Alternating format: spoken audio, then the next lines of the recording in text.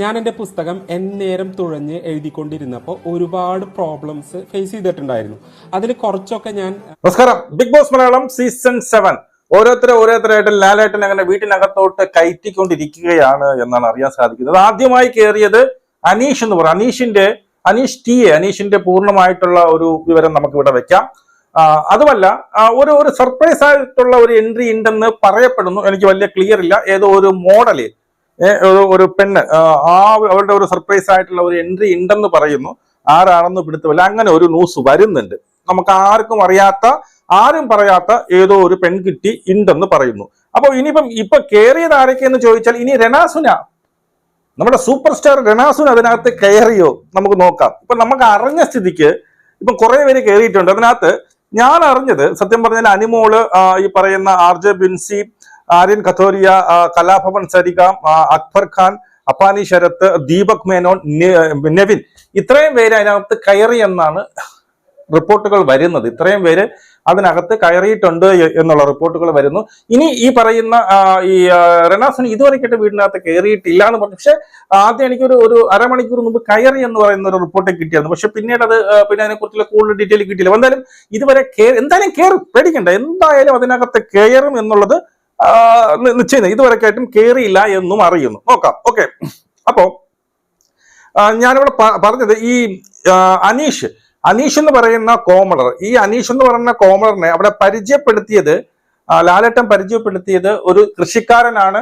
അതുമല്ല എന്താണ് പിന്നെ സ്ത്രീവിരുദ്ധനാണ് എന്നുള്ള രീതിയിലാണ് ഇവിടെ പരിചയപ്പെടുത്തിയത്, സ്ത്രീവിരുദ്ധൻ.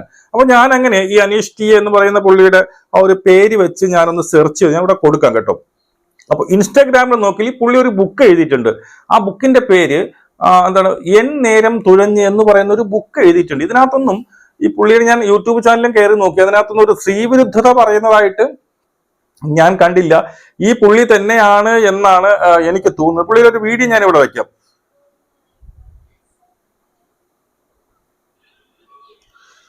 ഇത് വേണ്ട.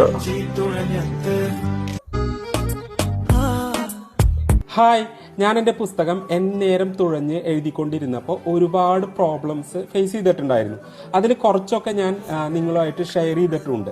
ഇപ്പൊ ഞാൻ വന്നിരിക്കുന്നത് അതുപോലെ വളരെ രസകരമായിട്ടുള്ള ഒരു പ്രോബ്ലം. ഈ പുള്ളി ഒരു ഇതുപോലുള്ള എന്നേരം തുഴഞ്ഞ് എന്ന് പറയുന്ന ബുക്കൊക്കെ പുള്ളി എഴുതിയിട്ടുണ്ട്. അപ്പൊ ഇങ്ങനെയുള്ള പുള്ളി ഈ ബുക്കൊക്കെ എഴുതുന്ന പുള്ളി എങ്ങനെ സ്ത്രീവിരുദ്ധനാവും എന്നുള്ളത് അറിയാം. ഈ പുള്ളി തന്നെയാ. പുള്ളി എനിക്ക് കിട്ടിയ ഫോട്ടോ അനുസരിച്ച് ഈ പുള്ളി തന്നെ എന്നാണ് എനിക്ക് തോന്നുന്നത്. മനസ്സിലായോ? ഈ പുള്ളി തന്നെ എന്നാണ് നമുക്ക് തോന്നാൻ കഴിയും. അപ്പൊ ഇങ്ങനെ ബുക്കൊക്കെ എഴുതി കുറച്ച് സാഹിത്യ വാസനയൊക്കെ ഉള്ള, പിന്നീട് എന്താ പറയുക, വളരെ സൗമ്യമായിട്ട് സംസാരിക്കുന്ന ഒരു വ്യക്തിയായിട്ട് ഞാൻ കാണുന്നു. പക്ഷെ ഇനി ഈ പുള്ളി ഏത് ലെവലിലാണ് ഈ പുള്ളി സ്ത്രീവിരുദ്ധനായത് എന്നുള്ളത് അറിയത്തില്ല. എന്തായാലും ഈ പുള്ളി അകത്ത് കയറിയിട്ടുണ്ട്. നമ്മുടെ സംസാര രീതി കാണുമ്പോൾ വളരെ സൗമ്യം, അവരടുത്ത് ഒതുങ്ങിക്കൂടി ഇരിക്കാനുള്ളതൊക്കെ ആയിട്ടാണ് നമുക്ക് തോന്നുന്നത്. പിന്നെ ഇപ്പം നമുക്ക് പറയാൻ പറ്റില്ല അതിനകത്ത് കയറുമ്പോൾ എന്താണ് ഈ സ്ത്രീവിരുദ്ധത എന്ന് പറയുന്നത്. ലാലേട്ടൻ പറഞ്ഞിട്ടുണ്ടെങ്കിൽ അവന്റെ ഈ ബുക്കിലും അല്ലെങ്കിൽ നമ്മളെടുത്ത ഈ പ്രൊഫൈല് തെറ്റായിരിക്കണം. നമുക്കിപ്പം സെർച്ച് ചെയ്തപ്പോൾ കിട്ടിയ പ്രൊഫൈല് തെറ്റായിരിക്കണം. ഈ പ്രൊഫൈലില് നമുക്ക് പുറത്ത് വന്നിരിക്കുന്ന ഒരു ഫോട്ടോ ഉണ്ടല്ലോ, ആ ഫോട്ടോ വെച്ചിട്ട് ഞാൻ കണ്ടുപിടിച്ചപ്പോൾ ഈ പ്രൊഫൈലിനകത്ത് എന്താണ് ഈ പുള്ളി ഒരു സാഹിത്യകാരൻ അല്ലെങ്കിൽ ബുക്ക് ഒക്കെ എഴുതിയ ഒരാളായിട്ട് വളരെ സൗമ്യനായ, വളരെ സ്നേഹനിധിയായ ചെറുക്കൻ പയ്യനെ പോലെയാണ് തോന്നുന്നത്. ഇനി യവന്റെ ഉള്ളിൽ സ്ത്രീവിരുദ്ധതയുണ്ട്, അതോ യവനല്ല വേറെ ആരെങ്കിലും ആണോ എന്നൊന്നും അറിയത്തില്ല. എന്തായാലും ഇങ്ങനെ ഒരു സംഭവം കിട്ടില്ല. റെനാസിനെ ഉടനെ കയറും എന്നൊക്കെ കയറി, ചിലവർ കയറി എന്ന് പറയുന്നത്. എന്തായാലും അപ്ഡേറ്റ് എന്തായാലും കയറും. നിങ്ങൾ വെപ്രാളപ്പെടാതെ. ഈ പറയുന്ന നമ്മൾ ഈ കുറച്ചു കാലം കൊണ്ട് പറഞ്ഞുകൊണ്ടിരുന്ന ഏതാണ്ട് 99% ആൾക്കാർ അതിനകത്തുണ്ട്. എക്സ്ട്രാ നമ്മൾ ആരും പറയാത്ത 1-2 പേരും കൂടി കാണും. എന്നാലല്ലേ ഒരു ത്രില്ല് വരത്തുള്ളൂ. നമുക്ക് വീണ്ടും കാണാം. ജയ് ഹിന്ദ്.